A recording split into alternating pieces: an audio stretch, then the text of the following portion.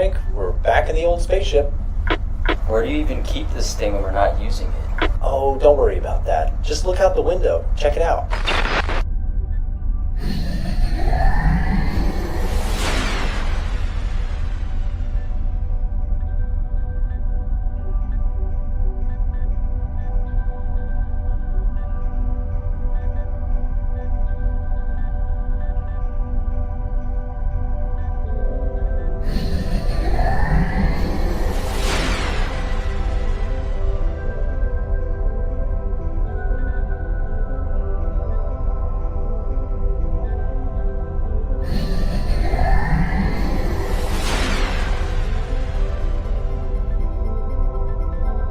Nice of that UFO to give us the stock box. I wish they weren't so scary when they gave it to us, but yeah, it's pretty cool. And it's on a massive discount. Along with everything else we sell, it's Black Friday.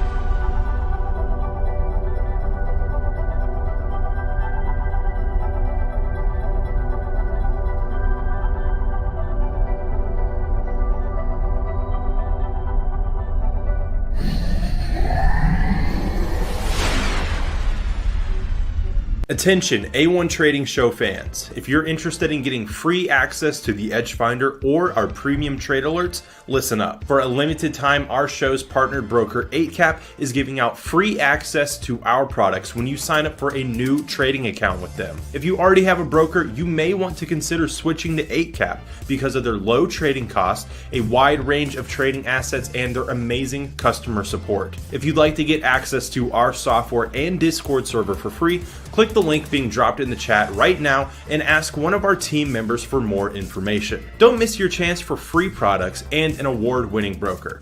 Now back to the A1 Trading Show. All right, everybody, welcome back. Happy Monday to you. Thank you for being here, and hope you're doing well. Hope you had a nice weekend.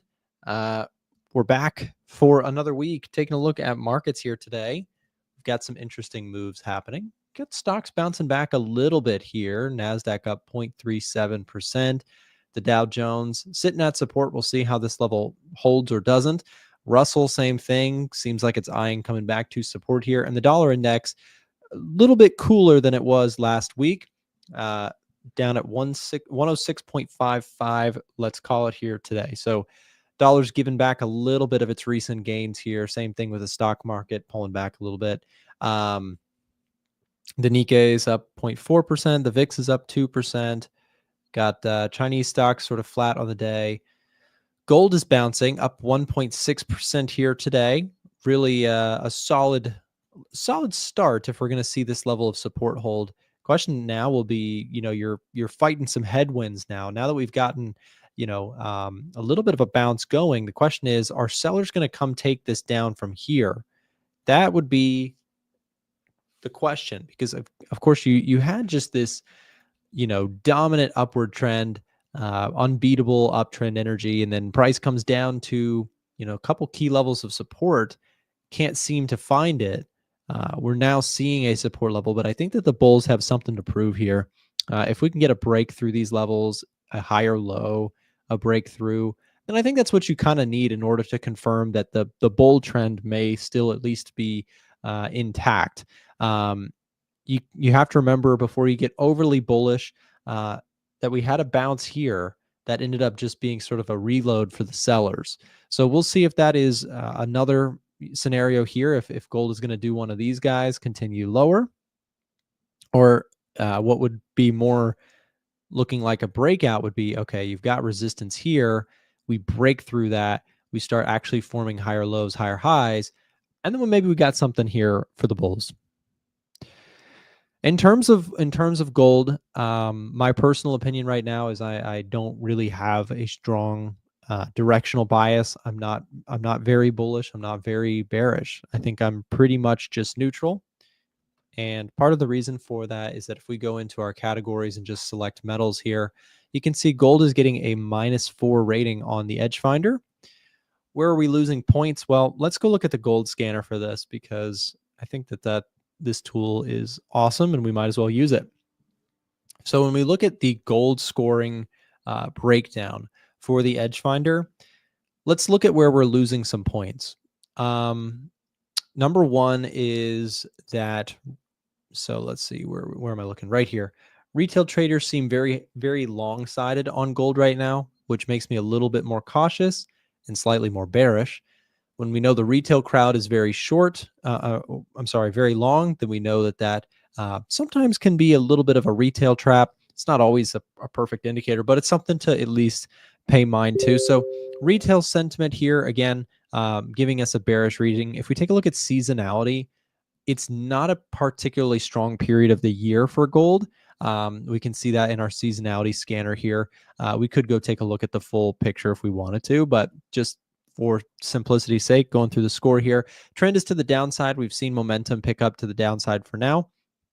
So that has something to prove, and that could flip. I mean, if that flips to a +2, right? If you start seeing a really big bullish move, then that really changes the score quite a bit here by a factor of 4, right? It goes from -2 to +2. That would be a +4.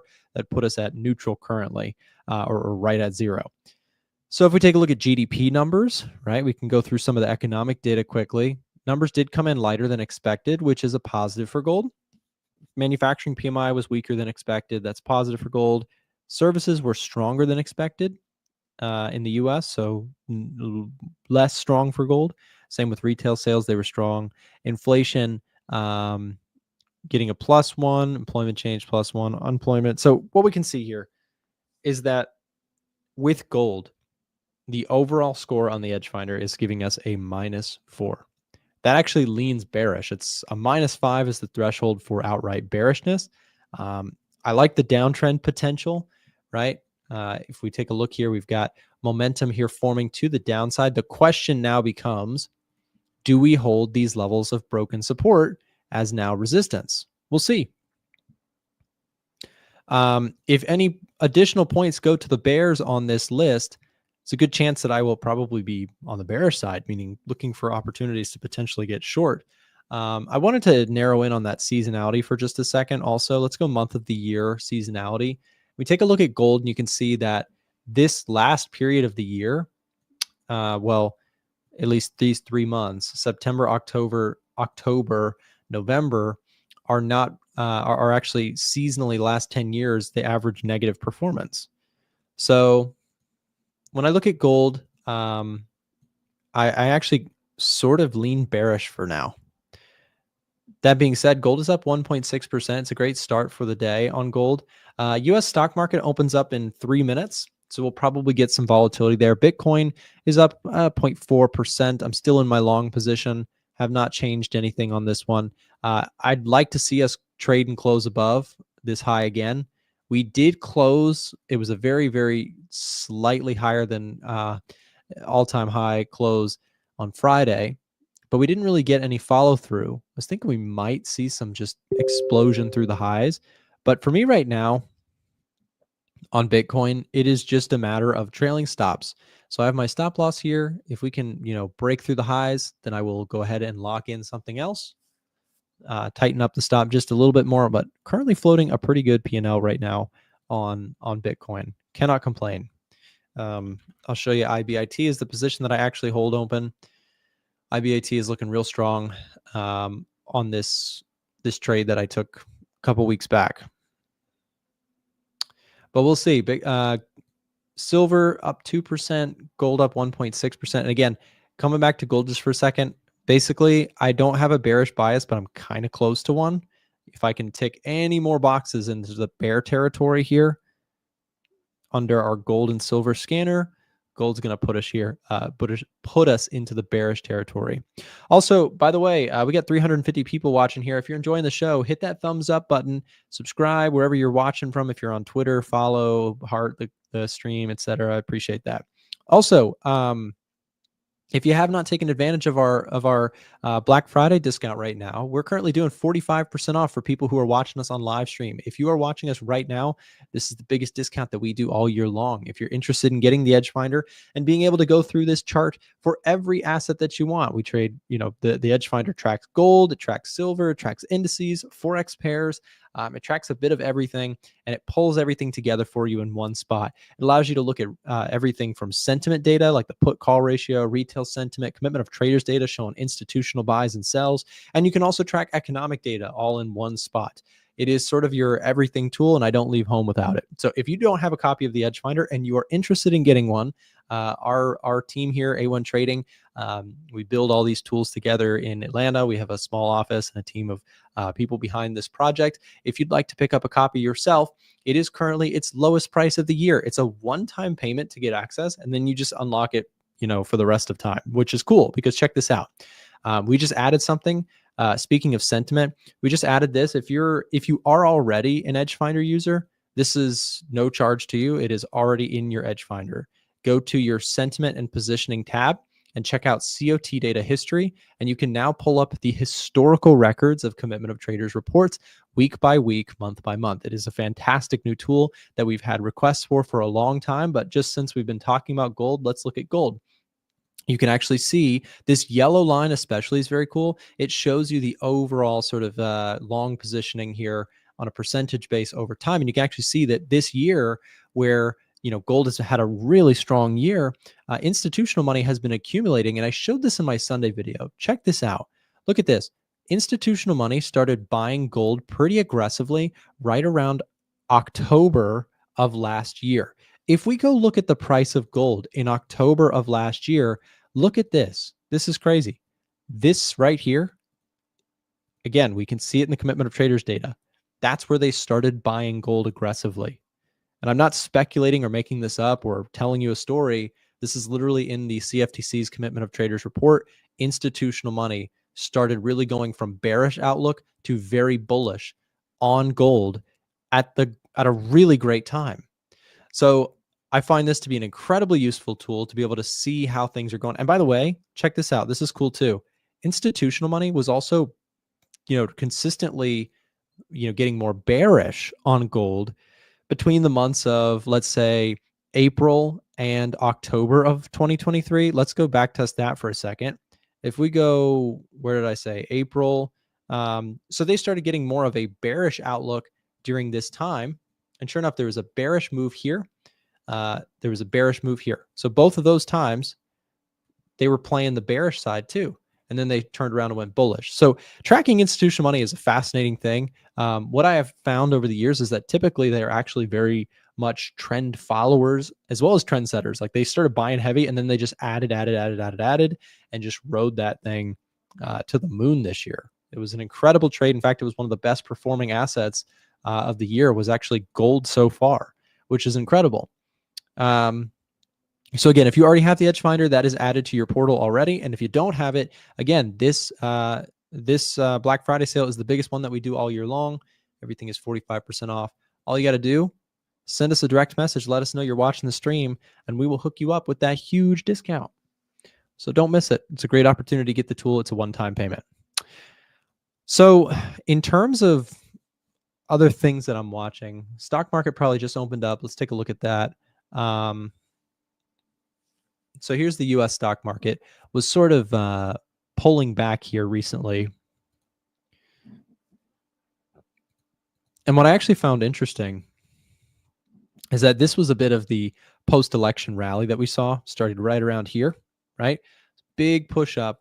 And I think we've retraced about 50% of that. Yeah, just about 50% of that post-election rally seems to have faded a little bit now. And there's plenty of things to get a little bit cautious about, right?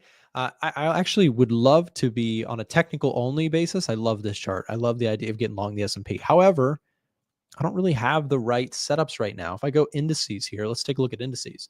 You can see we've got a +2 for the S&P 500. The NASDAQ and the Russell are minus scores. And we can actually pull up, let's do our indices scanner as well. And you can see why we're getting a little bit of a mixed reading here on the Edge Finder's output for indices. Actually, let me refresh this because it's loading weird. There we go. Okay, so you can see we're just getting a neutral reading. It's not bearish. It's not bullish. Put to call ratio is also very neutral. You got put call right in the middle. COT data is very mixed for S&P 500. Retail's pretty mixed as well. We take a look at the market sentiment survey that gets sent out each week. You can see 50% feeling bullish, let's call it, and 28% feeling bearish, 22% feeling neutral. In fact, this is actually getting weighted a little bit too bullish for my liking. So we'll see how that plays out. That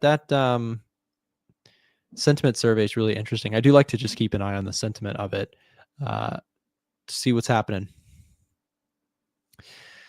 So CPI came in. It was not better or worse than expected. So that kind of just stays neutral. Same thing with core CPI.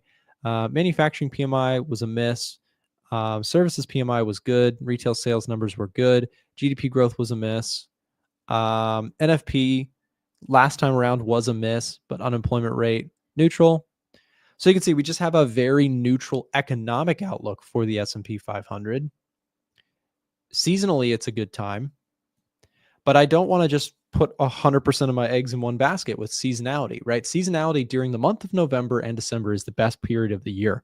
I've showed this, and I do want to, be meticulous about finding certain things that I want to buy. Specifically, like I could look into some sectors and use the stock box to look at some of that stuff. But for me right now, where am I going? I'm going month of the year trends. Let's look at the S&P 500 here during this time, S&P 500. And here's what I'm trying to get at. Historically speaking, November and December are great months to be long the stock market on a historical average basis. Now, granted, when we talk about this stuff, what new traders need to hear very clearly is that absolutely nothing is a perfect indicator of what is going to happen in the future.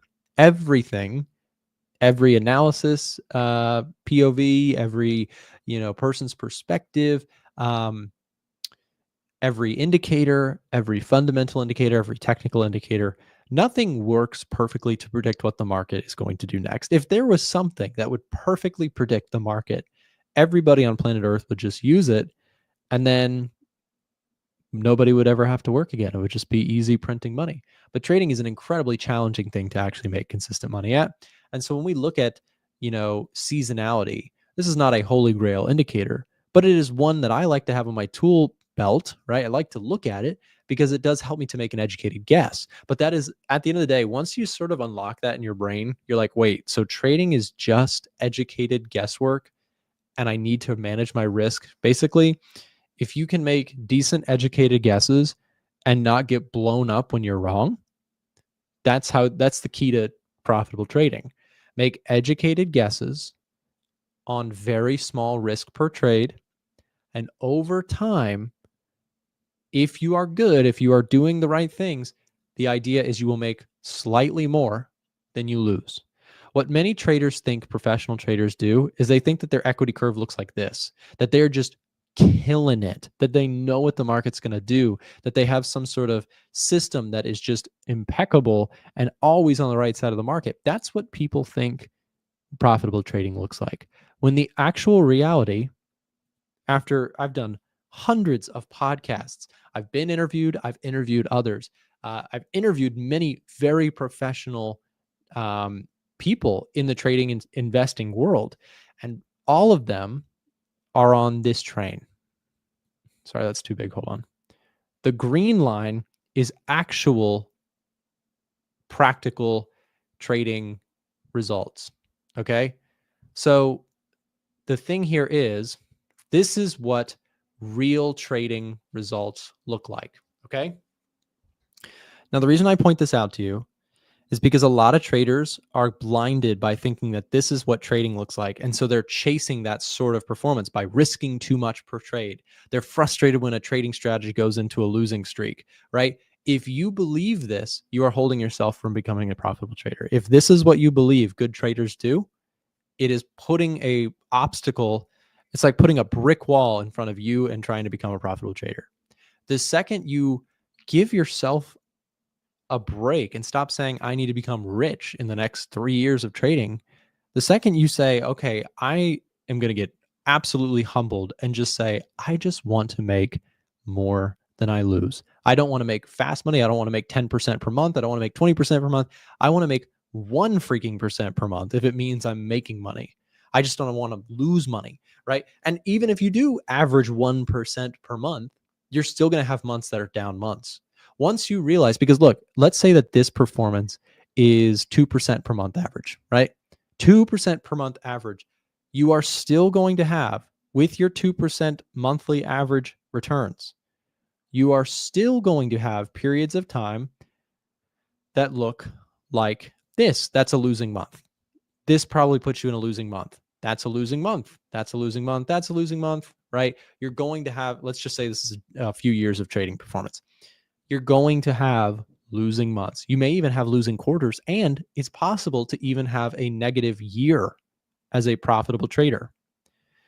Expectancy, right, does not mean that if you are expected to make more than you lose in trading, it does not guarantee that you're going to have a profitable month or even a profitable year. It's very hard to accept that because that does not sound attractive. That sounds like that does not sound fun at all, right? But trading is not fun. Trading is profitable trading is grindy and slow, and over time you can make a ton of money. But in the short run, you have to accept, oh, I'm not going to make a lot of money quick. Unless you already have millions of dollars, trading is not a great way to make a ton of money, right? And I say that with the privilege of being well capital. I have plenty of capital at this point, but there was a time where I had very little trading capital. And when I realized what I'm telling you right now, I went through a period of time where I was really frustrated and questioned if trading was even worth doing, right? What got me to the other side of that? People ask me that all the time. They say, well, Nick, if you trade with a small account, like, and you realize like you're not going to make very much from trading because slow and steady means slow gains over time, then what kept you doing it? And the answer to that, to end this out, is an actual interest and a love for financial markets and learning things, not for making money, not for, trading, having a big trade and feeling the rush of the trade. That's not what I'm saying. What kept me doing this for so many years and actually allowed me to start making this number worthwhile was finding new ways to earn income and build my trading account. That's first and foremost. But number two, what kept me doing this so long is an actual interest in markets. I love learning about seasonality. I love learning about tracking institutional money. That's very interesting to me. And then also finding better ways to track consumer sentiment or taking a look at economic data and understanding what it truly means. That's the stuff, that recipe has worked for me. And if you are looking to mirror that process, I would leave you with this idea that if you plan to be a profitable trader, make sure you're developing a true passion and interest for markets. And if for the next 2 years you could only trade a demo account, would you still do it? If you can answer yes to that, if you can answer yes, I'd like to learn, just trade on a demo account for the next 2 years and I don't care to make money, then trading might be for you. But if you can't say yes to that, trading probably is not for you. It is a passion project to become a profitable trader, and it does not pay off quickly. It pays off very slowly. And then all of a sudden it starts getting bigger and bigger. And then suddenly you have this very scalable skill where you can make a ton of money, but it's not going to be in the first 5 years, might not be in the next 5, 10 years after that. It may take you 15, 20 years to make trading substantially big income for you. But if you're willing to do the work, then absolutely is it a skill worth doing. Again, I would just say, make sure you actually enjoy the process. If you don't enjoy the process, you should not trade. There's your Monday morning motivation for trading. If that rant left you feeling like disappointed, then that's okay, because I was disappointed when I realized, when I accepted in my heart, I was like, slow and steady is the only way. There is no other way to stay in this game long term. I don't care what anybody tells you. There is no other way. I have not seen anyone go fast and make a ton of money in the markets and do it sustainably. It is always a gamble, and if it works, they talk about it, and if it doesn't, they quit trading and never talk again. So don't follow that. That's not a sustainable path to becoming a profitable and eventually, let's hope, wealthy trader and person. If you're doing this for the money, it's not going to last. Anyways, NASDAQ's up slightly here today. I'm very curious to see how the stock market performs here. Again, I actually wanted to keep going down because I trailed out of my NAS long positions.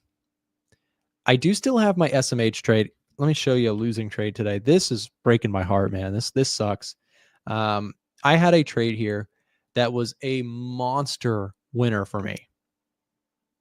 So going off of what I just discussed, right, about how trading for money only is not good, this is a good example for me. This is a live example of a trade that was up at one point, guys, $30,000 for me. And you might say, well, Nick, did you just absolutely fumble the bag and now you're floating a minus $4,500 loss?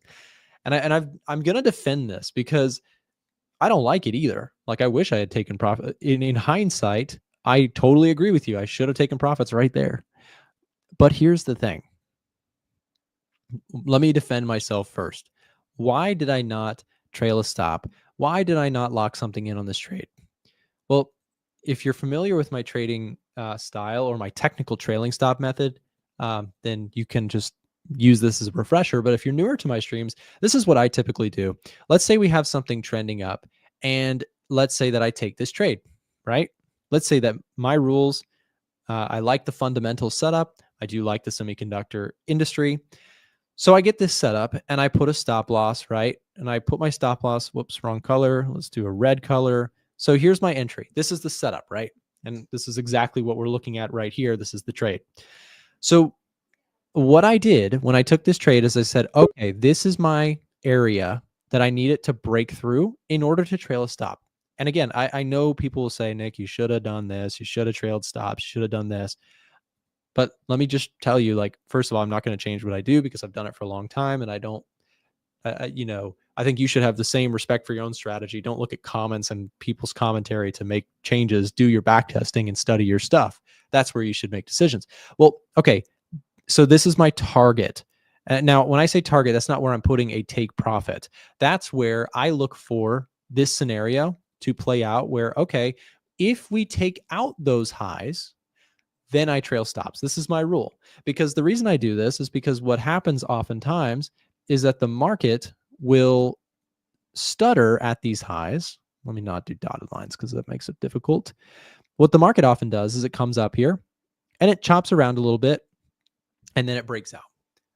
That happens very frequently.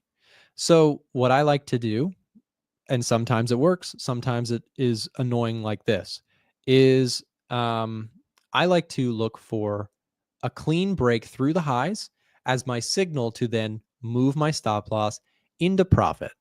Okay. So if I don't get that, I don't trail my stop. And here's the difficult, painful downside to doing that approach is sometimes this isn't just a correction. This is consolidation that turns into a breakout to the downside. Sometimes that happens.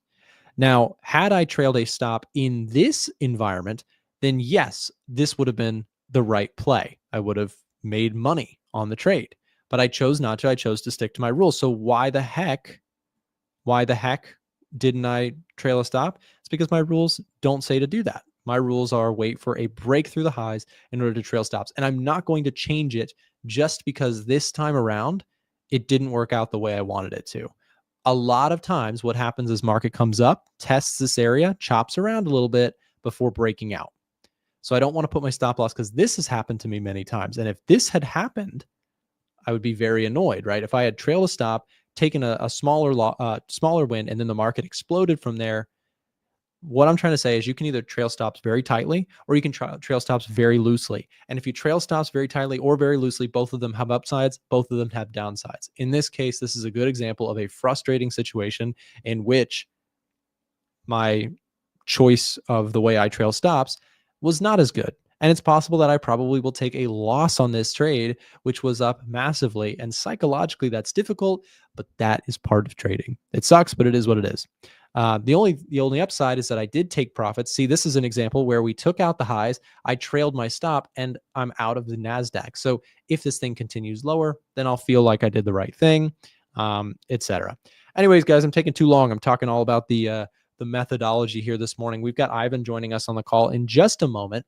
Before we bring him in, let me just remind you that if you want access to the Edge Finder, we are currently doing our biggest sale of the year. It is currently, for stream viewers who are watching right now, 45% off. To get access to the Edge Finder, using the link being dropped in the chat, you can speak directly to a member of our support team who will set you up with a copy of the software. You can also ask them if you want access to our VIP trade alerts room. You can see every trade that I'm taking in full detail, breakdown, etc. That is also available currently for 45% off for a limited period of time for our Black Friday sale. Like I said, it's our biggest one of the year. So make sure, click this message, speak to a member of our team, and they'll set you up. We'll be right back after this quick break with Ivan FX to talk a little markets. Stay tuned.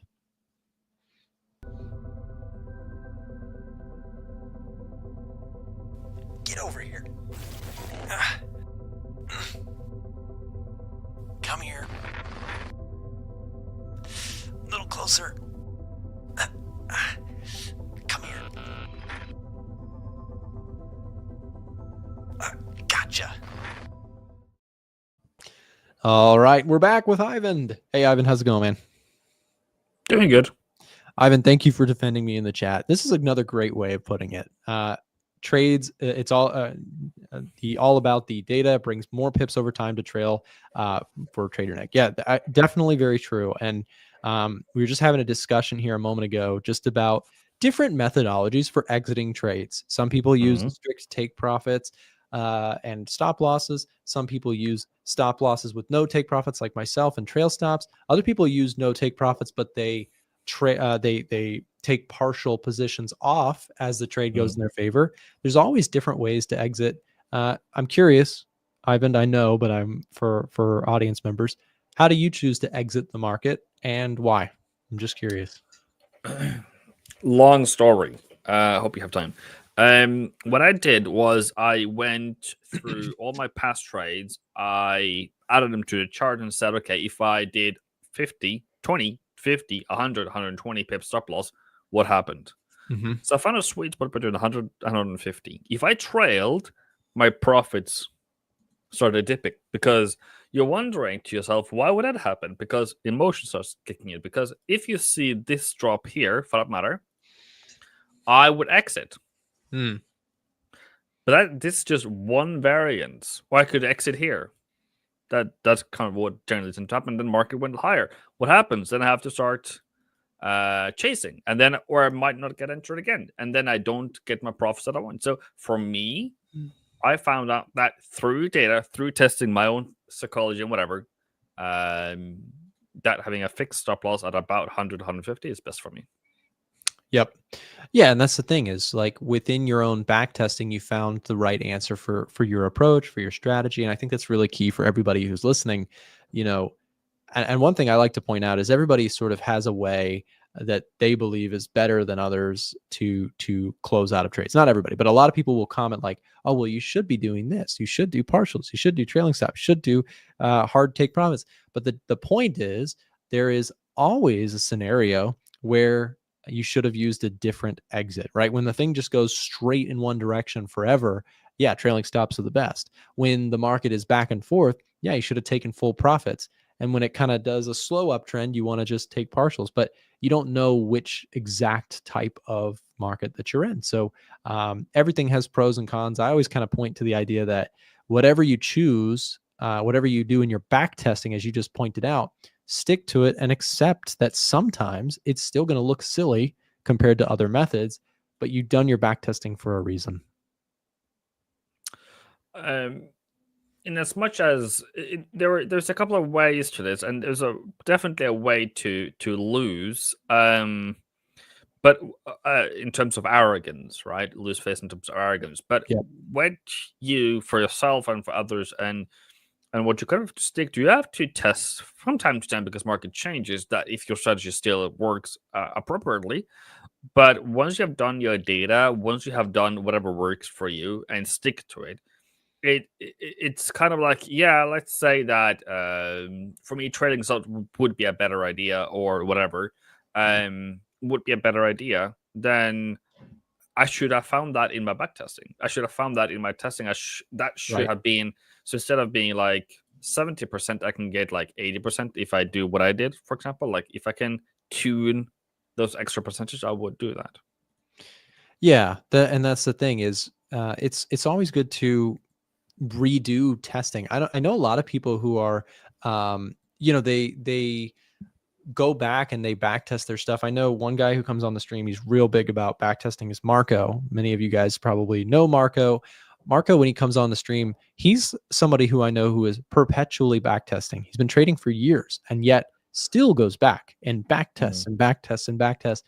I think it's a really smart and healthy thing, even if you are doing well in the markets, to go test your strategies again and again and again. There's, as you just mentioned, things can change over time in the markets, and staying on top of your testing, honestly, you should probably dedicate like a couple hours each month, I think, to testing. At least that's something that I do. I do a lot of just research and going back and testing that I know my stuff. And exit criteria is really important. Do you agree, Ivan? I think exits are more important than entries. Yeah. And what? How can I say that? Because this is a process, right, or a theory, but entries are more important than stop losses, and targets are more important than entries. Yes, I agree.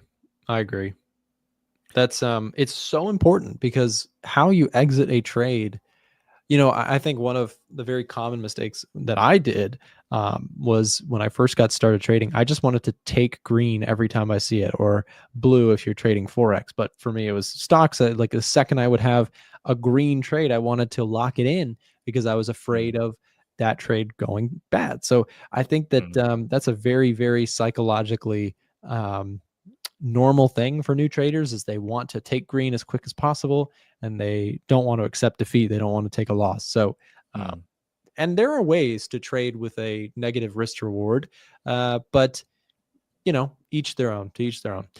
Ivan, what are we looking at in the markets? What are you watching today? You watching dollar crosses, yen crosses, S&P? Yen crosses.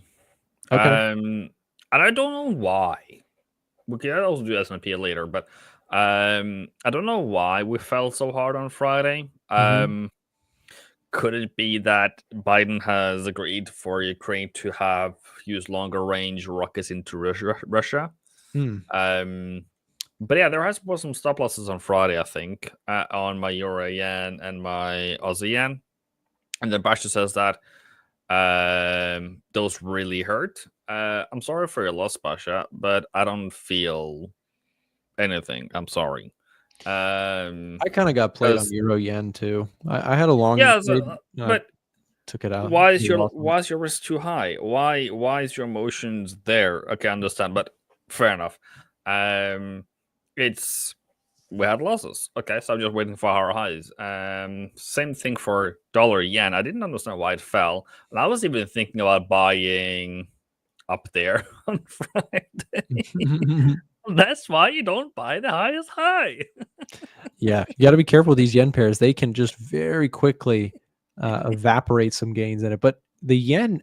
So here's a question, Ivan. Do you think in 2025 we start taking out these highs? Are we going to see yen weakness kind of come back full swing into the new year? Oh, yen has been weak the whole time, because just everything else has been also weak. But against the dollar, yeah. I'm 100% confident that we're gonna go to 160. Sad, funnily, but also with a bit of seriousness, given the strength in the dollar that we are seeing, given the weakness it creates in the yen, given the fundamentals we have, unless CPI comes out, well, that'll be next month, but comes out rock bottom, then this one is likely to go higher. So, in as much as market played us dirty, this has to be just another way to harden you and be like, okay, cool. I'll do better next time, because right now you feel a lot of emotions, but next time less emotions, because this is just part of the game. It's just part of the game. I'm not saying you should lose a lot or anything like that, but I'm just saying that if you lost $2, $10, no, sorry, if you, how can I say this differently? If you used what we would say appropriate risk, it shouldn't be big. Yeah, that's the thing too. Is sometimes if a position is too like emotional for you, it's not that you're like just an incredibly emotional trader. A lot of times it's just that the position size is actually too big, and that's why you're feeling a normal level of like anxiety about the trade. Is if your trade is too big on the account, it's very normal to feel anxiety. In fact, for everybody listening, I want you to I learned this from, I can't remember who told me this, but when it stuck with me, I heard it over and over from someone, and it was basically the idea is that if you are up at night from a trade, it is simply because the trade is too big. And even if that's what you think is a small position, if it's psychologically keeping you staring at the chart, anxious, waking up in the middle of the night, worried about your trades, the trade is simply too big. That is a very good lesson I've taken with me over the years, and it's very true. If you can reduce your size to the point where you're not too worried about what happens with the trade, you're going to be better off, because then you're going to trade with a level head. Because how I want to portray it is, also, I guess this is probably maximum performance, because the more time you spend, not necessarily thinking negative, but also thinking negatively, or because I do that too. I overthink things, I also think, but you guys, should I even take this trade, because this can have precautions if this goes bad? Because for me, as you can see, I don't really care anymore, because I should, but I don't. Because it's just a game in the end for me, because I know that over time it will, but if you don't have that conviction, then that's difficult. Point being, as the more time you spend negative thinking, or being anxious, being all this, what can happen, what shouldn't happen, all those things, then is that something, is that good for you, number one? And two, does that make you successful? Does that make you help finding the next best trade? And in many cases, for me, it just makes me not see anything, when I should be seeing a lot. Yeah, no, that's so true. I mean, think about if you can reduce your position sizing and it actually makes a substantial improvement to your trading psychology. Are you going to find better opportunities? Are you going to get out of trades when you're supposed to? You're less likely to make silly mistakes. You're less likely to make emotional decisions. I mean, that goes a long way. Even if you have a decently profitable approach in the market, if you can't stick to the plan, what's it all for? You got to be able to. So I would say for everybody listening, find your position sizing that does not keep you staring at the chart all day long, and then you're probably going to start executing better. You're just gonna be more smooth with what you're doing, and not so worried about, oh, I got to watch every single move because I'm terrified of what's going to happen. That's a really, really important point. Ivan, so let's look at some currencies. You mentioned yen crosses. Yeah, I took a loss on euro yen, which is a little bit annoying. It's bouncing back, but we move on. We find the next one. Dollar yen, pound yen, all of these having a little bit of a bounce here today.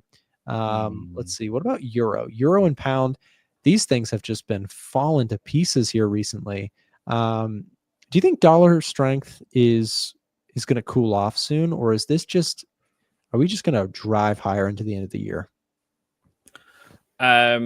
Define cool off. Maybe maybe this is the top for the year, and we pull back for the next few weeks. Oh no, you don't think so? Not in my case. No. You think we take out the highs? Yeah. And then I asked you about time, right? I can agree that this can be a short-term top for like a couple of weeks max. Okay. But how do I explain it to you in simple terms? Is we have gone really quickly. We have gone really quickly higher. We might have a range that we are creating now, but I think we're going to find more Jews in December when inflation still doesn't come down. If And that's the only reason why it would go higher. Yeah, that's a good point too. Is like the thing is when we look at inflation, we are at 2.6%. Meanwhile, when we look at inflation for other countries, like UK, let's see if it'll load today. Let's take a look at GBP. Yeah, like look at this. There we go. CPI, 1.7%.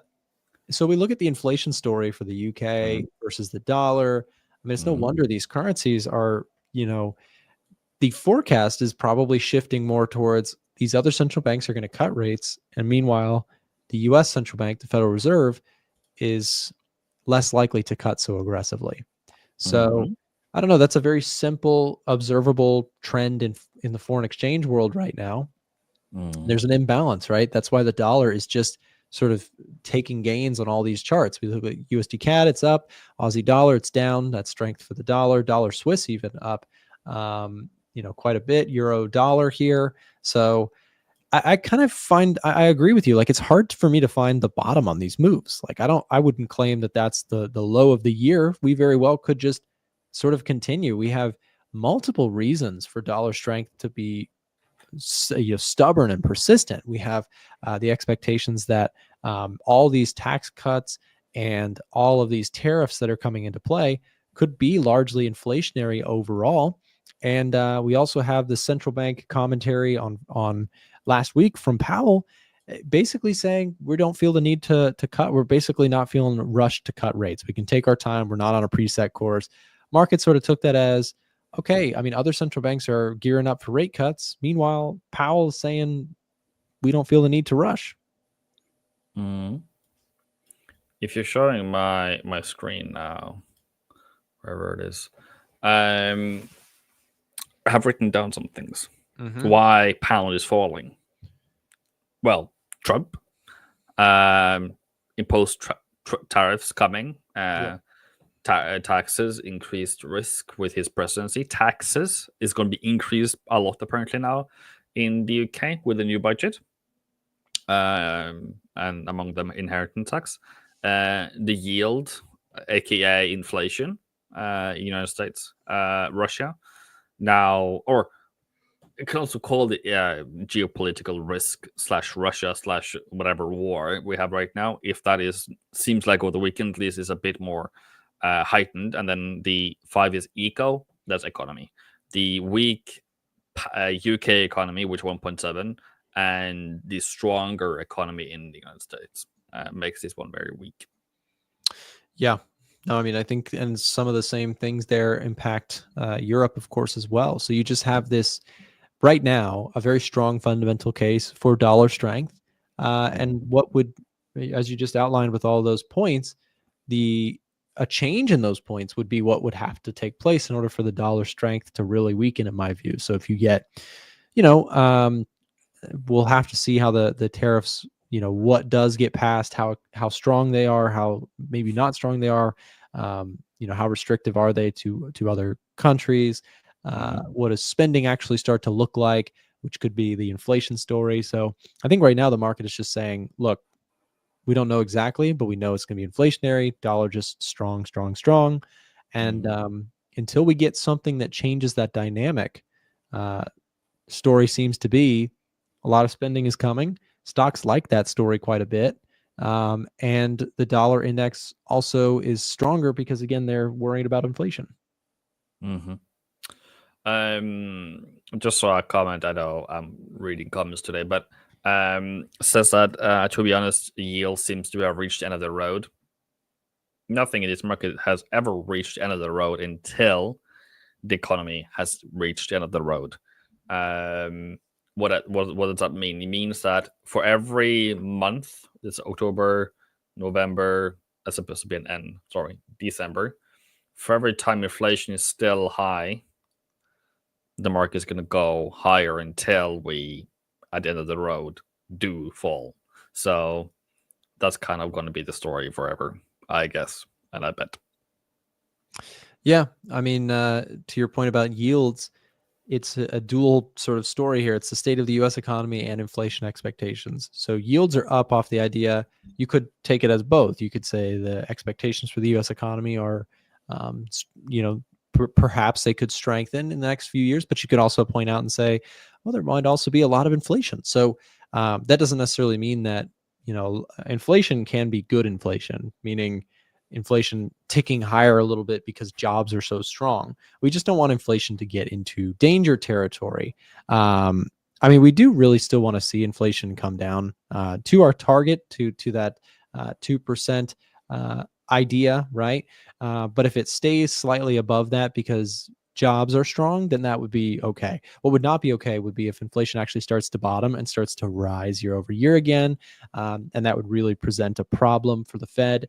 And they would probably have to really talk about pausing. But then if it doesn't start fixing itself quickly, even begin the conversation again about hikes, which would basically have signaled that the Fed missed, right? They thought they got inflation under control. They did not. And inflation starts to flare up again. Then that just resets this cycle of going right back into 2022, where the economy was melting up, meaning it was too hot, and it caused massive hiring and wage growth rapidly because people were that was a large contributor. But not only that, was also the invasion of Ukraine. So there's multiple things to watch here. We want to see if there is improved geopolitical theaters in the Eastern Europe and Middle East part of the world, and we also want to watch labor data and the state of the economy for signs that inflation could be rearing up again. So very, very important. Inflation is number one thing to watch in my view going into 2025.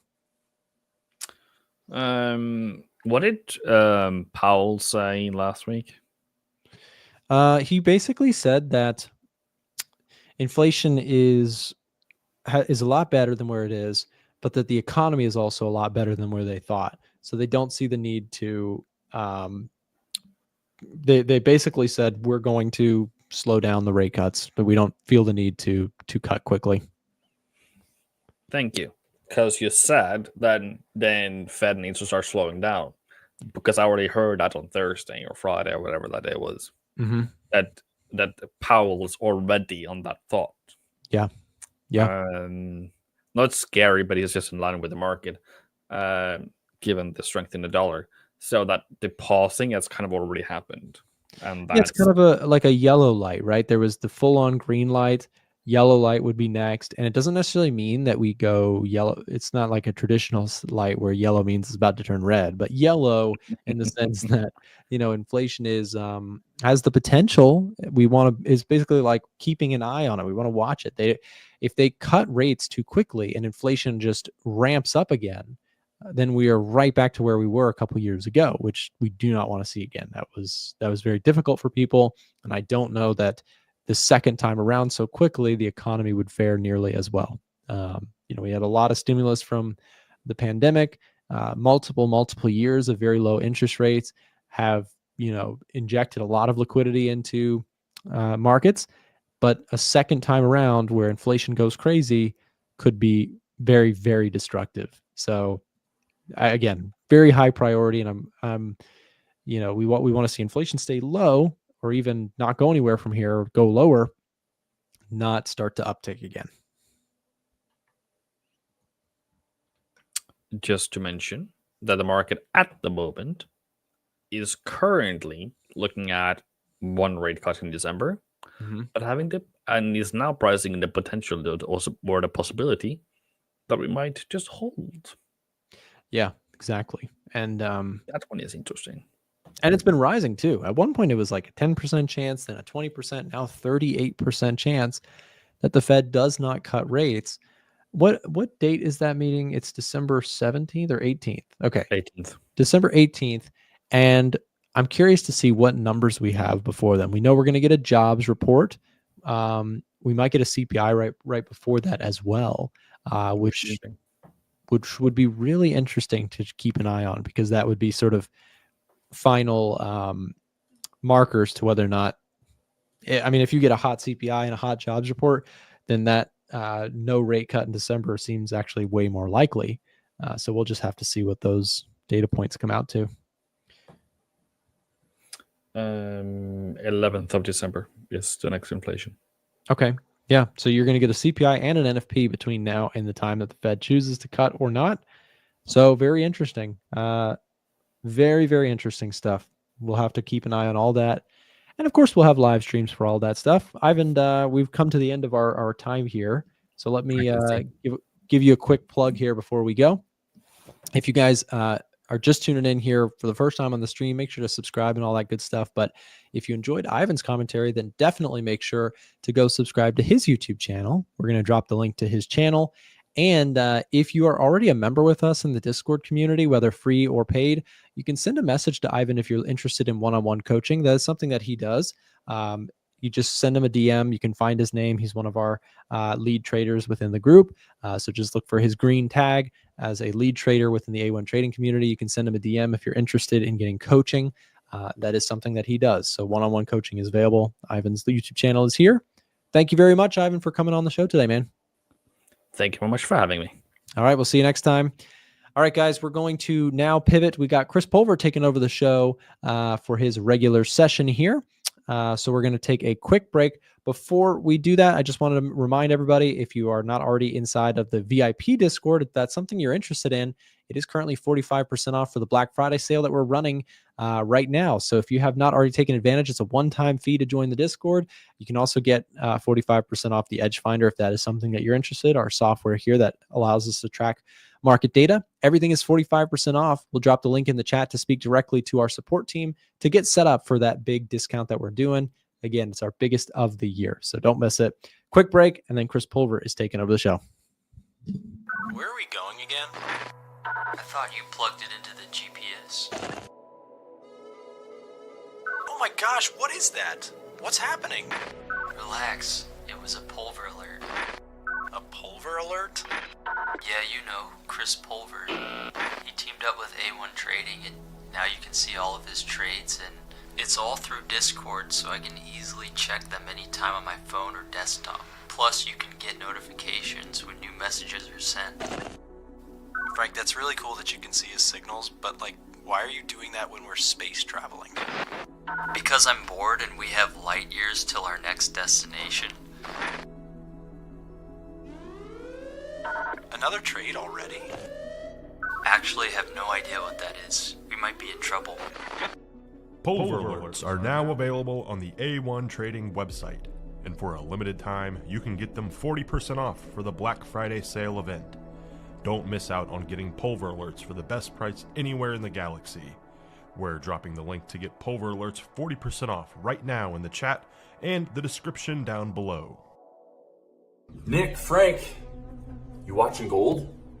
Roger that, Pulver. We got the alert. Hey everybody, happy Monday. How we doing? Welcome back. Just posted a trade alert in the Pulver alert section for the A1 Trading Discord. A little credit spread on NVIDIA. We have earnings this week on NVIDIA. Let me post some of the notables here.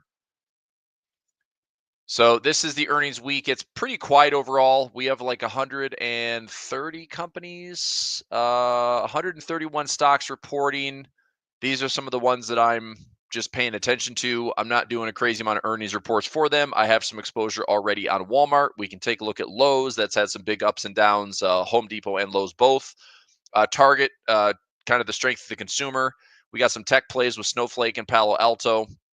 I think I already had some profit on Palo Alto. BJ's is like Costco, so I'll take a look at that one. Baidu, I have some exposure on with the China plays. And then NVIDIA is going to be a big one there aftermarket on Wednesday. So I put in a simple credit spread. If price goes up on NVIDIA, great. That's easy peasy. I'm looking at this potentially to actually drop, though.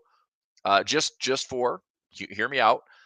We have quite a large bar count between the last time we tested the 200 moving average, which is all the way back here in January 2023. So if we go all the way back here, we have stretched out around 461 bars on a daily time frame. That's quite a bit.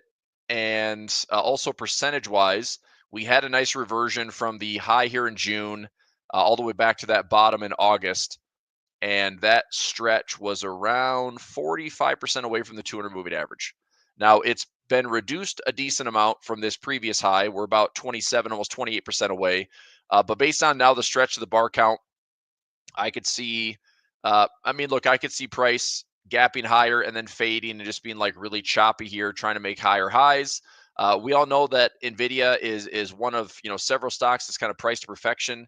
It's been beating expectations by leaps and bounds, and then it started to kind of slowly creep higher, and so that I guess the inability to show that it's multiplying by 3x and 4x. I mean, the market's like, hey, we're going to we're not going to go gangbusters on Nvidia to the upside and have these just exponential moves. So I think that the distance away from the 200 moving average, the distance away from the 200 moving average, plus the 473 bars we've gone, it's going to be difficult for Nvidia to go way, way, way higher. So here's what I'm doing. This is the trade that I just posted. This is a trade that I'm already in. I'm willing to take some shares of Nvidia. My goal would be I want to own Nvidia at 110 or less. Okay, or less. So in order to do that, I'm going to use my 137 buy put and put in a profit target at $32. Okay, that gives me $32 of credit, which would bring me down from 137 down to 105. And if I were to get assigned at 138, take my 50 cents off the trade, take my $32 off on the long put, that brings me down to a break even of around 110 or so. 110.50 would be my break even. So 110.50 with previous highs near 150. That's good upside potential, plus some decent support around that 200 moving average or even into these August lows. So I am taking the trade with full intentions of wanting to own shares in case for some reason the market drops it. Also, the one thing that will be important to note on Nvidia this week is it's a big enough stock at $3.42 trillion that whatever happens up or down, we could likely see some movement coming into Wednesday's close because this is an aftermarket earnings report, or Thursday's open. We could see, potentially a 0.5 to 1% gap on the SPY and the Qs because of Nvidia's market cap and how large it is. So it will definitely be a bit of a swinger this week on whether or not we are filling, gap wise on the SPY. If we fill, use the box here, whether we fill this gap or whether we continue to backfill that election gap, time will tell. Okay, so we still have some other gaps as well. The post-Fed meeting that we had back in September. I think all three of these levels are ripe for the taking. If I look at this chart right here, for example, let me float this out.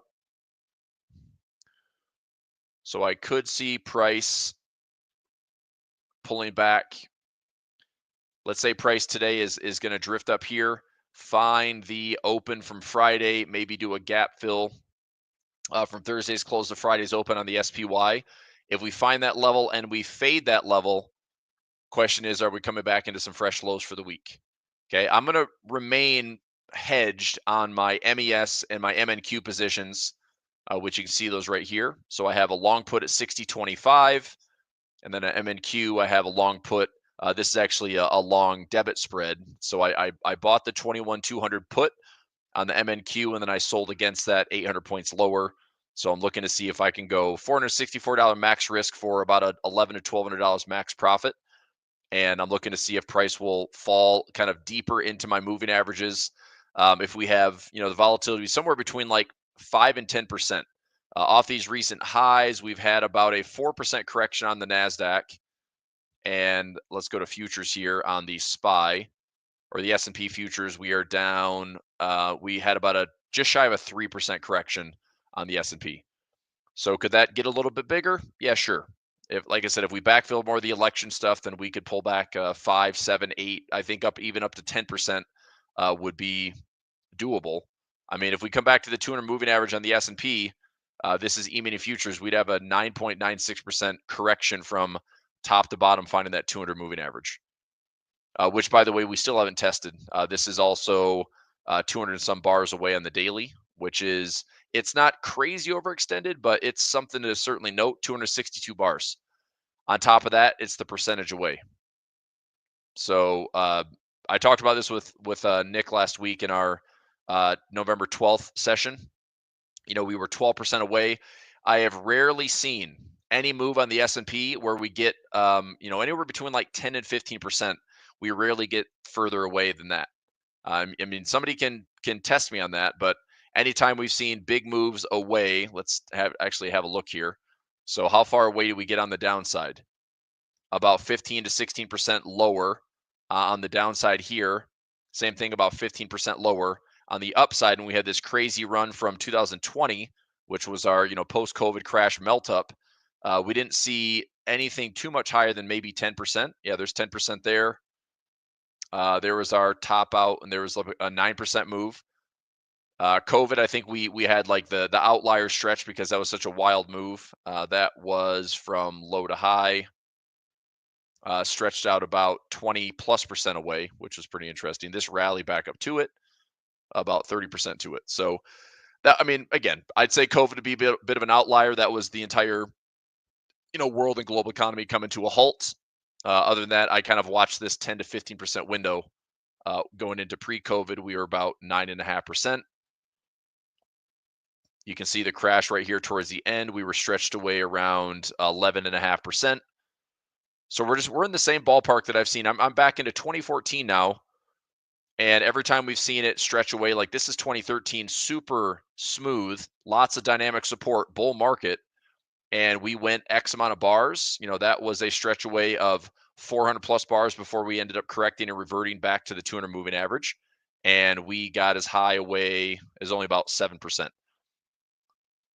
So I'm trying to look at some big fat outliers, maybe here on the bear market side during 2008 when things were obviously pretty terrible. We stretched away about 40 to 50%, which on the downside makes more sense. On the upside, it's rare that I've seen anything more than 15%. Okay, does that make sense? Let's see if I'm all right. NVIDIA 150 matter of time. Yeah, I'm not betting against it. I'm just saying that I want to own it cheaper. There's a lot of stocks I wouldn't mind owning cheaper. NVIDIA is one of them. Netflix is another one. Meta is another one. Microsoft is another one. Google another one. It's like my plan for 2025 is a lot to do with high quality money makers, lots of cash, competitive advantage, and even if earnings are lackluster, we still have companies that would be like well positioned for some resiliency. Here's one thing I thought was interesting this morning. This is the 10-year bond versus the 3-month bond. So this is your 10-month or their 10-year 3-month. What I thought was interesting, this is straight off the New York Fed website. Probability of U.S. recession 12 months ahead of term spread readings. Now, this hasn't been updated, but as of October 2024, we were about 50 basis points away. The real-time feed, we're about 17 basis points away. So we're getting much closer from the 10-year and the 3-month, getting back to the zero line, which is, as I've said, a bit of a concern. We go back to the weekly time frame here. I talked about this for the last couple of weeks. This has been on the radar. So not only am I watching the 10-year bond yield, if that goes higher, I think that's going to be a problem moving forward, where it's just going to choke out growth. I mean, it's going to be hard to restructure any type of debt. It's going to be hard to borrow and your primary consumer financing for anything long term. If it's hinging on the 10-year bond yield and it's going higher, that's probably not a good sign. So I just have some cause for concern. And the 10-year and the 3-month, usually within about 12 months, I'm going to use a different color. Usually within about 12 months of this going from inverted to disinverted, inverted to disinverted, inverted to disinverted, same thing here. These black vertical lines represent the start of a recession. Okay, the start of recession. Now that's according to like the fact of we're in a recession. Now, I don't know if the price action of the S&P is starting to go ahead of that, or if this is officially, the market's noting that we're in a recession, then we start to see a downturn. I would imagine that price is going to lead the way. So we'll probably see a turn in the S&P faster than that. But a couple things that stand out. This is the longest inverted yield curve that we've seen on this for over 40 years. This is also the deepest we've seen in over 40 years. So what does that mean? I don't know. I think this is something that's difficult to model, but based on this being an undefeated indicator of every time we've seen this go inverted to disinverted, there has been a recession that's followed. Now, what I thought was interesting on this Fed website is going into this last data point, okay, at 0.53% inverted, which we're now 0.17, the recession indicator, okay, looking 12 months ahead, it has us already looking for January of 2024, April 2024, October 2024, January 2025. Look at these percentages here.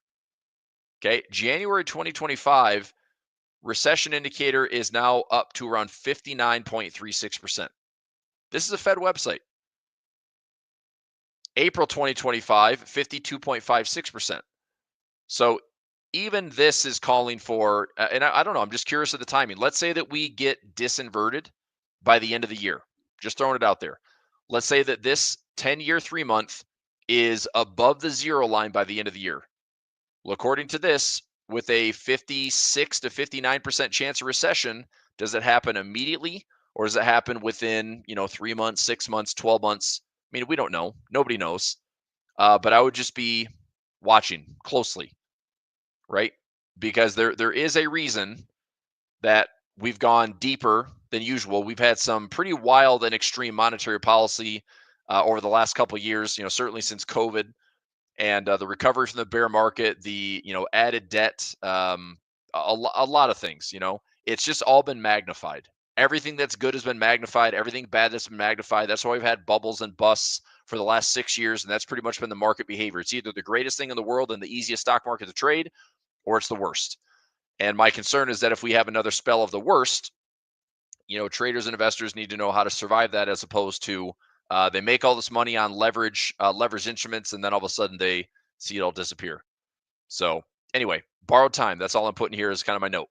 So if we cross the zero line and we get disinverted, I'm just wondering, as a matter of how much longer can we stay at these all-time highs without having some type of fill in, some type of correction, give back something that we've had. Because if you look at the S&P, it's not like we've had a lot of bad stuff happening in 2024. I mean, our last real correction was 2022. Okay, that was it. We had our COVID crash. And as I said, we've had booms and busts, right? So we have a bit of a crash there. We rally up to all-time highs. We have a bit of a crash there, rally to all-time highs. We had our 2022 bear market.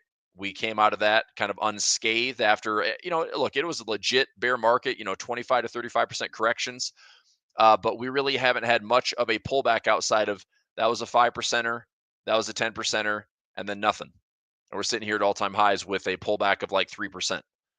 So to me, the longer and the longer this goes, okay, and the more unchecked this goes, to me, I just look at, okay, well, that's probably a reasonable spot for a topping pattern. If and when one happens, a topping pattern that possibly, backfills a little bit. Even this.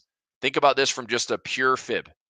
Okay. And this isn't perfect science or anything like that, but I would take this low to this high and just ballpark it and say, okay, if and when we put in a top, where is a reasonable pullback? A reasonable pullback to the 23% pullback zone, 38% pullback zone. What's interesting is from this low to that post-election pop high, that 50% pullback, which would, in my opinion, be like perfect balance of the market, comes back to like 474. Okay, now that would be a 50% pullback from our 2022 bottom into our new all-time high that we're seeing here in 2024 post-election. Now, can we go higher for the rest of the year? Sure, of course, right? The one thing the market has going for it right now is seasonality. If there's not a lot to disrupt it, then we look to go higher. We melt up, and the market just keeps grinding away. As Nick and Ivan were talking about just before I came on, going into the watch tool, I do think the Fed has the potential to spoil the party. There's two reasons I'm talking about this. Number one, this was up to 85%. The market was almost certain that the Fed would be cutting rates again in December. And now you can see that has gone quite lower, right? 85 now to 58%. And our 15 to 20% probability of no hike is now up to 42. So the pause scenario is increasing with probability. And this will continue to change as we get closer to that December 18th Fed meeting. But I wouldn't be surprised if we come into that Fed meeting with this thing a much closer move to 50-50. Okay. In fact, I wouldn't be surprised, depending on the inflation data that does come in, and we won't know this until December, But before the Fed actually has its meeting, there will be PCE at the end of this month. There will be another round of CPI and PPI data, and then we'll have the Fed meeting. We'll also have non-farm data the first week of December as well. So if those numbers come in hotter or softer, right? So softer labor and hotter inflation, this is likely going to go down. This is likely going to go up. And the Fed, according to this tool, which has not been wrong since 2009, if this goes higher, where the probability is we're coming into December 18th, is the Fed's going to pause. They'll likely pause. I do wonder if the market notices that or takes that into account prior to the actual meeting itself. And if the market prices something in towards the end of the year, or the market waits until the Fed meeting to then price in something by the end of the year. So if the Fed pauses in December, I would imagine they're going to pause in January and they're going to pause in March. And until things look a little rosier for the Fed as far as inflation data, I could see the Fed being on a pause cycle through most of 2025 until data shows otherwise. So just saying. So that's a cause for concern. The 3-month versus the 10-year, cause for concern. The recession indicator on the Fed website, cause for concern. So does it make me bearish? No, it just makes me cautious. So what am I doing? I'm buying hedges. I'm making sure I've got some downside protection. I'm not over trading right now. I'm not trying to buy a bunch of stuff at these highs. I'm waiting for pullbacks if we get them. So I mean, I'm going to take a little play out of Buffett's playbook, which is, I may not be intentionally raising cash, but I'm certainly trying to have cash at the ready. So, I mean, for me, having about 40 to 45% of my portfolio in cash, that's a good thing. So I want to keep it there and see if I can strike some good opportunities. And hopefully, if we get some bargain shopping, I want to take advantage of it. If we keep melting up higher, okay, fine. I mean, I'll benefit from it, but I think most people will benefit from it. I just won't be overly aggressive on the upside. Let's talk about some stocks today. Talk about gold, silver, dollar index, oil, things like that. Let's see here. 6,000 SPX forecast. We hit it already. We already hit 6,000. So the forecast has been checked. Okay, we tapped it, we hit it. There's 6,000 plus, and good, mission accomplished. Does it mean that we go higher than that? Who knows? Like I said, seasonality is a very powerful thing. And the famous saying, the markets can remain irrational longer than the traders can remain solvent. Look, I'm not sitting here trying to call the top. I'm just being cautious. But if this market melt up is going to keep going and keep going and keep going, that's fine. I'm just going to be cautious going into Q1, Q2 that at some point this rip and pullback and pullback and pullback and pullback at some point runs out of steam. And this is actually, now that I see this, it just hit me. There's a 3-drive pattern that looks just like this. You have a swing, 1, 2, 3, 4, 5. When that 5th wave is done, when this is kind of the 1, 2, 3, 4, 5, guess what happens? 1, 2, 3. You actually have a break in that structure. I could completely see that happening. If this is not the top with that post-election blow-off move, I could see us drifting just a little bit higher. And this is a 1, 2, 3, 4, 5. Let me show you that. So it's just called a 3-drive pattern. See if I can find a picture of it here on the bullish side. There you go. Okay, so 1, 2, 3, 4, 5. And if we're coming into that window, it might look like a channel. It might look like a rising wedge, but just something to be pseudo cautious of on the daily and weekly chart.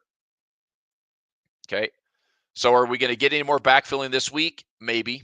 I think it depends on earnings, even though it's light, 131 stocks, but we have NVIDIA. That's a big one. But we could have NVIDIA, positive or negative. We'll see what the market reacts to. I think it will be interesting to see, can we break the highs this week without any major economic news? Yes, it's earnings, but the Fed is over. I have one other concern. Okay, I'll just keep listing these things to just be like, hey, it's on the radar. It is this. This Truflation reading has not stopped going up.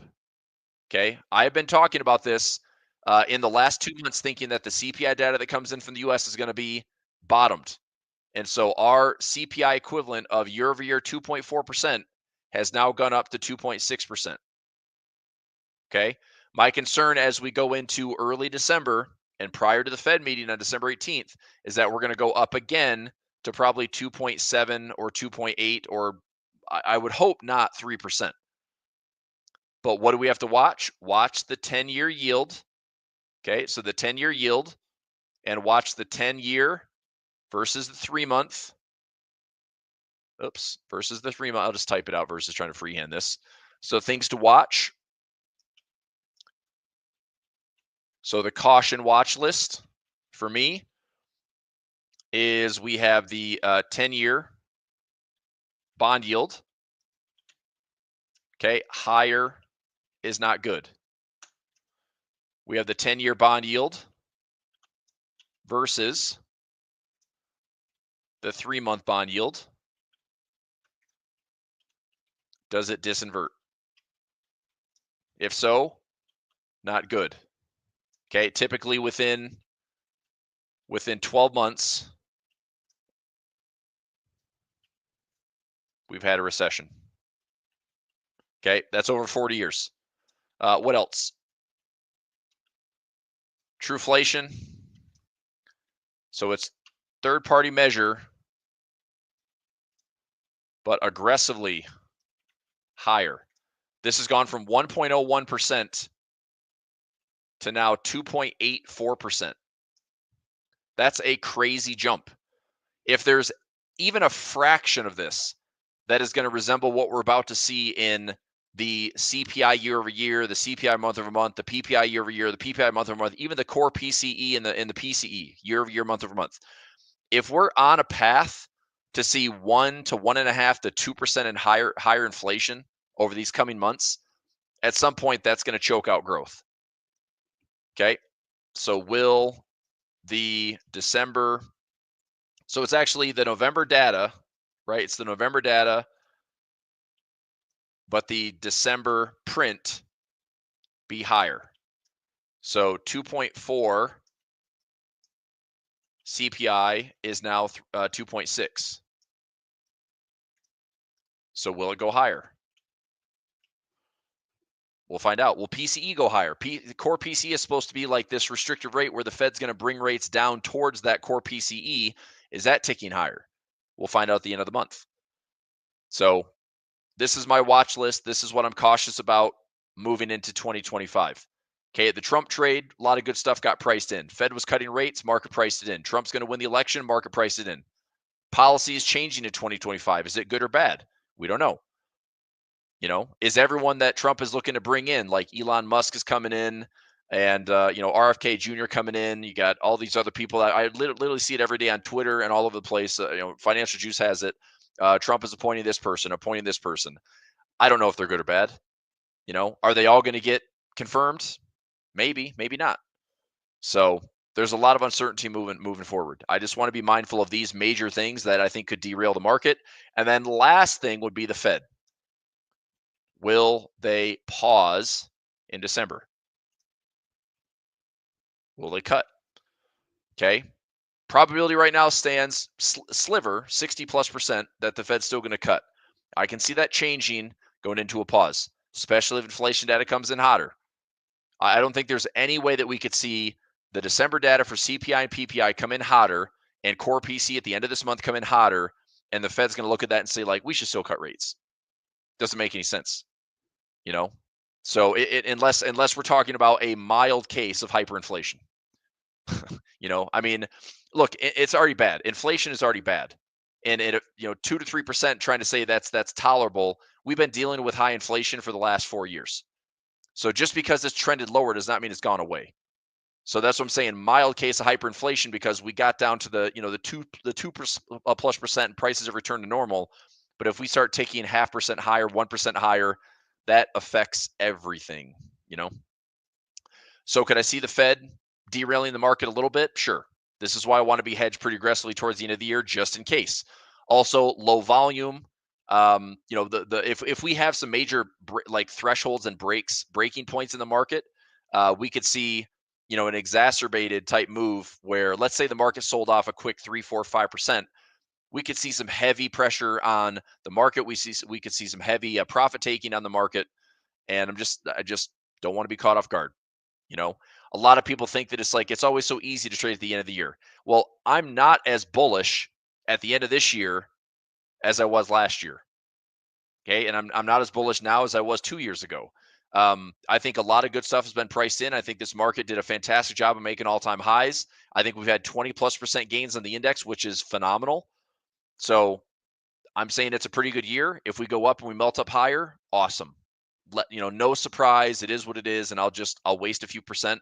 Maybe a 0.5 to 1% on hedges, but I'll offset that by having additional melt up gains. But if we have something that derails that, as we know, the downside can be way more aggressive and way faster. So if we have, let's say the market drifts up to all-time highs again, and it's another 0.5 to 1% higher by the end of the year, cool. But the concern is that we could be 3 to 5 to 10% lower if this market doesn't cling to these all-time highs. Does that make sense? All right. So just going to take a screenshot here. I think this is important to at least acknowledge that there are some legitimate longer-term macro concerns that I'm aware of. And so that way, at least we can say, hey, we talked about it. I know that I'm potentially wasting money on hedges, but if it pays out, that's why I'm doing it. So call me crazy, but that's what I'm doing. All right, I'm just going to save that screenshot for reference in case anybody is interested because we talked about it. And let's get back to the charts, and I'll do a few more charts. I also put in some trades last week. We talked about them on New Zealand dollar and Aussie dollar. I'm looking to look. I'm not looking to aggressively fade the dollar, okay? But based on this, so my Aussie dollar pending orders, I'm trying to get bought in at some of these major support levels. The New Zealand dollar, I've already added into those support levels. So I'm taking some buy positions on New Zealand dollar, Aussie dollar. I'm still going to hold long on my dollar CAD, which right now is pulled back a little bit. We were up to around 41.07. We pulled it back about 50 to 60 pips, but I'm still long on 2 positions on dollar CAD. I'm also still long on dollar Swiss. I'm fine with that pullback, but I'm gonna maintain my long positions. Okay, dollar index. Let's take a look at that. Dollar index. Hawkish ECB comments boost the euro. What did they say? What did they say? I would have not thought hawkish ECB were coming out in the same sentence. Central banks may have to raise interest rates should international tensions intensify and lead to more significant inflationary pressures.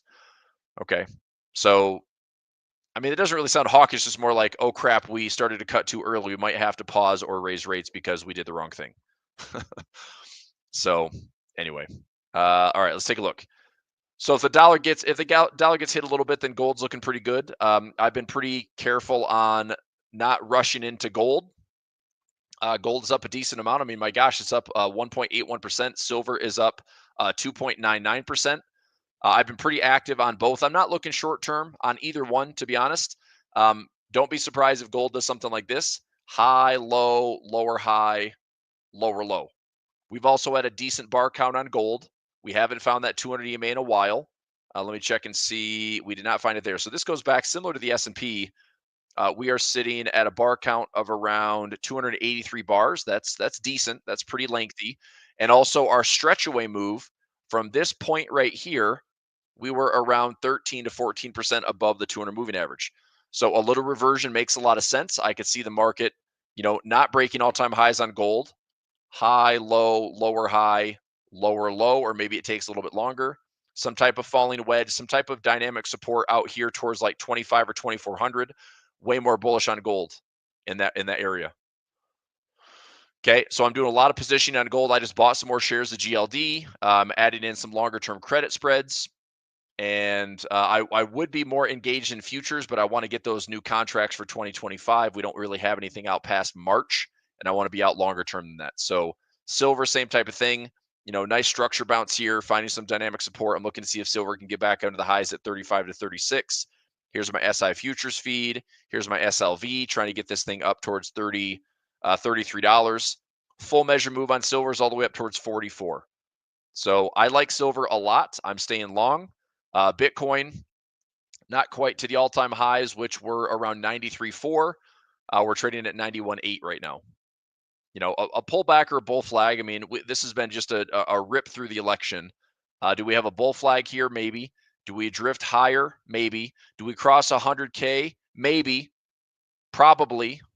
So that's a big milestone to celebrate.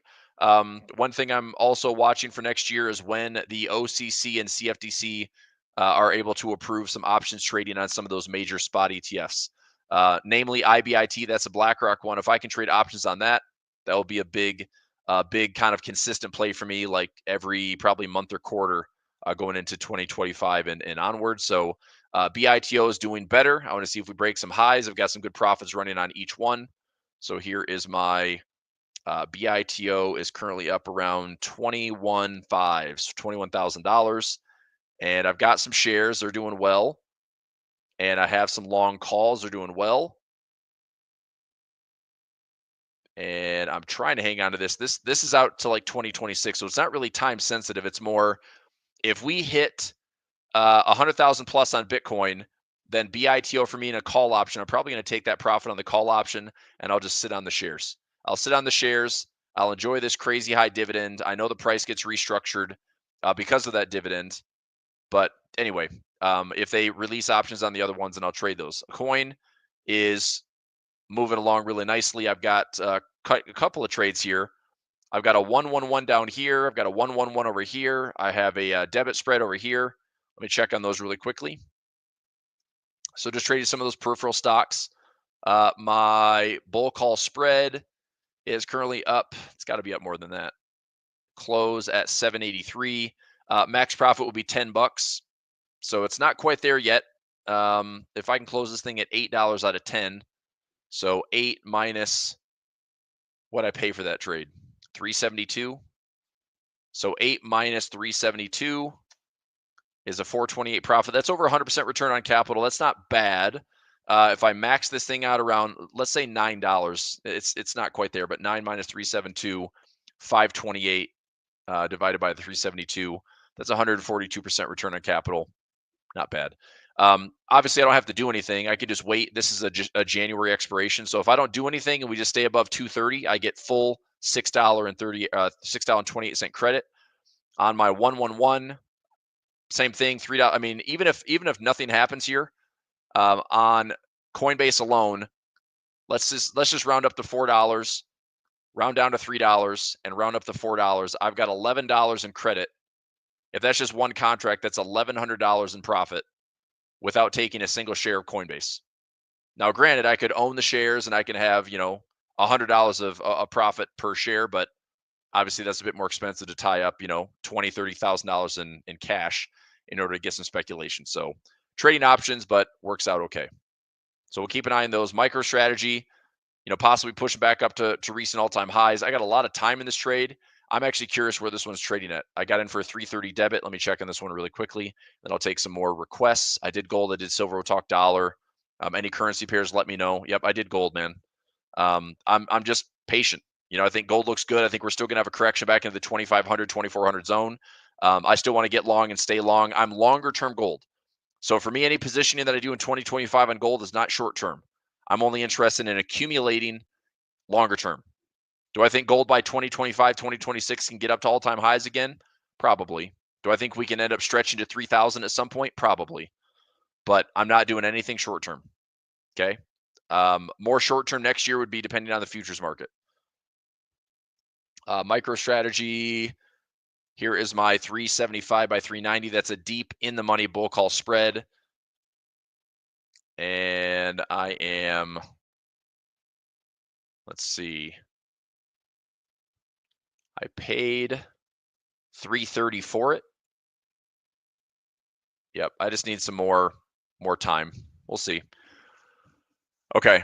How long calls to max profit? I mean, it goes all the way to expiration if you want max profit. I'm happy with anything 85 to 90% of profit, I'll probably end up protecting early. But I probably have to wait until December.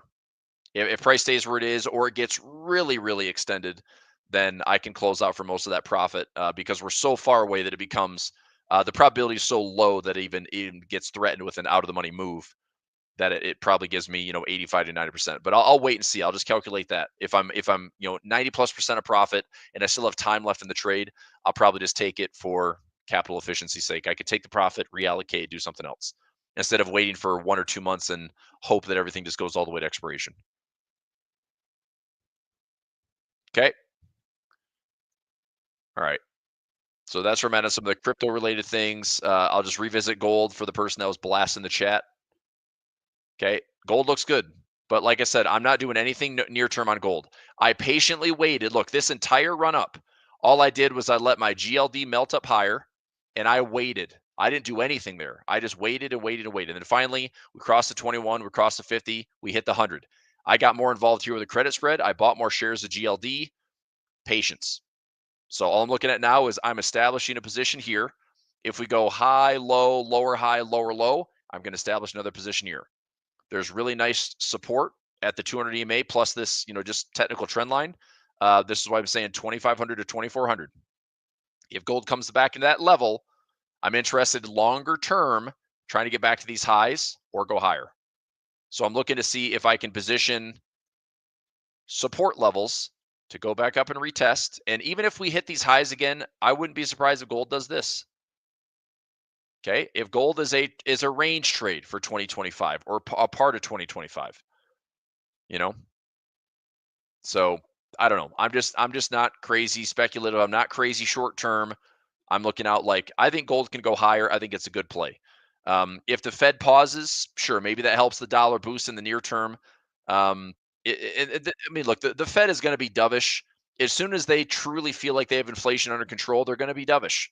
You already sensed it this year, right? What happened this year?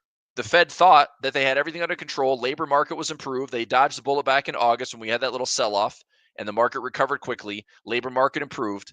And they took a victory lap in September to justify cutting rates by 50 basis points. And they still talked about how good inflation was coming down and trending lower and everything's improving, blah, blah, blah, blah, blah. If they pause in December, it clearly shows like, okay, we acknowledge that the battle of inflation is now at a sticking point where we may not see it trending lower without our help. And their help right now is not cutting rates any further, not letting deeper inflation resurface.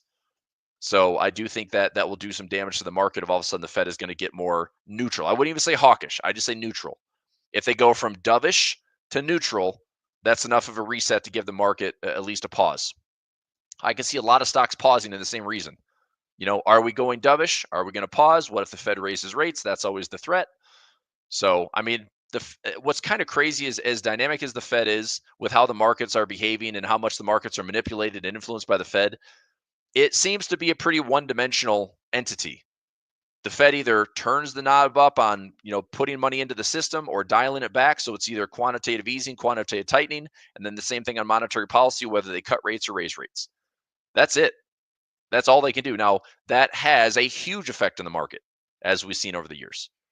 So, I mean, they say don't fight the Fed, but it's clearly frustrating when it's like the Fed is pivoting frequently. And they're trying to be transparent, but what it's forcing them to do is basically say all the right things, do all the right things. Then if something looks like they're wrong, they're going to backpedal and try to fix it. So it is a very reactive power. And that's what makes a market. There's ups and downs. Okay. All right. Let's take a look at some other requests here. Team, am I out at 11? Do we have Nick Phillips coming on? I can go for a few more minutes. I just want to make sure I'm not cutting into his time. Oil, you're in New Zealand? Sure. Oil is down. We are sitting at, so oil's actually, I take that back. We're at 68.74. I didn't see the open. So we're gapping up 2.7. Okay, we're good. 2.78% up from Friday's close to today's open. Oil is up and just still hanging in there with this floor holding. This means higher inflation. This means lower inflation. I do think this floor is very vulnerable to break below $65 or $66. If we break hard, we could go to $50 real quick. So I do have a play on oil. It's a bull call spread. It's risk defined. If I lose like $240 or $220 or something like that. If I'm right, I'll make $270, $280. But I want it to be risk defined because I'm not trying to sit here and say I'm gonna take shares of oil. I have no interest in owning oil. I think there's way too much out there with the geopolitics and the escalated tensions. Are we going to hold these lows? Are we going to hold these support levels, which have been going on since March of last year? Or are we going to continue to make this high, lower high, lower high, lower high, lower high, lower high. I mean, is that what we're doing? We're just building this thing up into a floor that all of a sudden we break the floor. Now, either that's a bear trap, we either bear trap and squeeze higher, or this breaks and in fact goes lower. And that's where all this pressure has been building and building and building and building, and eventually the floor breaks. So I don't want to be stuck here without anything risk defined. If I'm going long, I'm just buying support, and it's a good opportunity to be bullish. You know, you can buy low, take some profit anywhere above, and kind of have a line in the sand. So, but if the floor breaks, that's why my dollar CAD looks pretty good to the upside, plus dollar strength. BOC is a little bit more dovish than the Fed right now. So oil I'm watching as a bit of a proxy. Dollar CAD I'm still long, and I'm looking to stay long to like 145, 146 even on the dollar CAD. What else? Euro New Zealand. I think that's just more of a range trade. Yep, I don't have anything that I like on this one. We have some major resistance here and support here, and it's right in the middle. So I don't see anything that I like. Either price comes all the way back up to these highs to get a rejection, and I look for a sell trade, or price comes back down to the lows for a buy trade. In the middle, not trying to fight this. I don't know what it wants to do. So try not to trade the noise. And you might look at this and say, I think we have a topping pattern right here. Well, maybe we do, but that topping pattern would have to break that neckline and go all the way back down. So if this ends up going lower, okay, we might break this low and then head lower. That'd be a nice little pattern trade in the near term. Otherwise, I'm just staying out of it. You know, more resistance up here, more support down here in the middle. That's the hardest way to make a prediction because it can go either direction. Okay, either direction. Does the fact the U.S. is going to start drilling affect oil? Obviously, that would affect production, affect supply. And so, I mean, the offset would be if the U.S. starts drilling, but OPEC members say we're not gonna drill, or we're gonna limit supply. I mean, maybe that's an offset. But I mean, the U.S. alone. I mean, what the U.S. is good at is they can produce. Same thing with Saudi Arabia. It just depends on if they can win out versus the. It's always a battle. It's like OPEC is so powerful. It's essentially a cartel, and there's a lot of manipulation in oil. So with the U.S. drilling, and we've done a lot of foreign drilling, but we can certainly start retapping domestic drilling. And again, for inflationary pressures, that's probably a good thing for the U.S. If we start drilling that brings energy prices lower, brings inflation lower, that's probably a big component to how this, all the dials that add up to inflation. If energy prices are lower in the U.S., that's probably a good thing, But are there environmental concerns that we should care about? Probably at some point we should. That was a whole movement of ESG, but then skeptics call it greenwashing, and it's all a bunch of crap anyway. Maybe it is, but if we drill like crazy, but foreign oil and OPEC members are like, we're not going to touch it, we're not going to do anything, we're going to halt. I mean, it could be an offset. So it's just, I think oil prices are really going to be a byproduct of everything that's happening with all those balances. It's really difficult to forecast. I think the U.S. wants lower inflation, so they have to, try to find ways to bring energy prices down. While other stuff is, as expensive or still potentially getting more expensive. I follow this guy pretty closely. He had mentioned one of the most bizarre and probably one of the most baloney data points this year is that according to the government, healthcare has gone down 29% this year. I don't know anybody that has insurance, but I would say that's complete BS. I have not had anything other than more expensive healthcare for the last 10 years of my life. So I don't know where they get that data point. I don't know if that's some weird report. It's clearly like a weird way they report things. But healthcare companies claim that they're not making any money, and I just think that's insane. So it's wild. I traded on sell gold. What do you think? I don't know. Everybody keeps asking about gold. Okay. If you're selling, you should be out of the trade. Depending on where you sold, it's like that's a really good correction. We already had like a 10% correction, which is one of the largest of the years, by the way. I mean, gold is down. It was down 9% from top to bottom. That's a pretty healthy correction, if you ask me. Now, I'm long gold to be more long term, so I like gold there. If we come back up in range, I'm just going to try to establish some support levels to stay long with. Like I said before, if we have a high, low, lower, high, lower, low, that would make sense in a fifth wave completion. So we have 1, 2, 3, 4, 5. typically we have an ABC that pulls back somewhere in this region. So I could see gold pulling somewhere back into that area, and I want to be long from there. So nothing I'm doing in gold is going to be short term. It's going to be out for probably most of 2025 into 2026 if I can. All right. Okay, so we got a little bit of a drift on the day. Looks like, to me, this is a drift back into the Friday open and the Thursday gap. If this gets faded, and I don't know if this is going to be the case, right? NVIDIA is going to be a big mover this week with earnings. And if earnings are good, probably lifts the market higher. Do we break all-time highs? I don't know. If earnings are bad, or we just see the technicals play out in NVIDIA, we still have a gap to fill here. So I could see this pulling up in this area and then getting faded. And if we're going to come back and revisit lows or go lower, that would just be like the post-election gets faded. That's all. So just something to be mindful of on the index and see, if you're trading short term, just a few things to watch for. So that is it. I think that'll do it for me today. I should be on the session tomorrow. I should be good for tomorrow. And then for the next week and a half, I'm going to be out. I will be in Florida for a week, and I will be in Australia for a week. So I have a conference in Australia. If I have anybody that's in the Melbourne area, I'm going to be at an algo conference.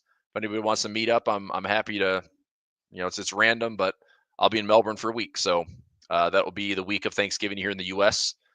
And then this week in Florida, I'll be in the Tampa area. But yeah, I don't know. We can stay in touch. I'm still going to be trading. I'm still, I've obviously got my laptop and monitors with me. So I'll be trading. I'll be managing. And if I see anything that I like, I'll post some trades in the pulver alerts. Yeah, we'll keep grinding per usual. Okay. Thanks everybody. Have a great Monday. Let's have a good week, and we'll see you soon. Thanks. Bye. Attention. The Black Friday sale is happening now. You can get 40% off everything on a1trading.com, including the brand new stock box, pulver alerts, the Edge Finder, and more. Thanks for watching today's A1 Trading Show. Make sure to subscribe and to leave a like down below if you enjoyed. If you'd like to join the show, you can become a guest with the link in the description below. That's all for today, traders. We're heading for the moon.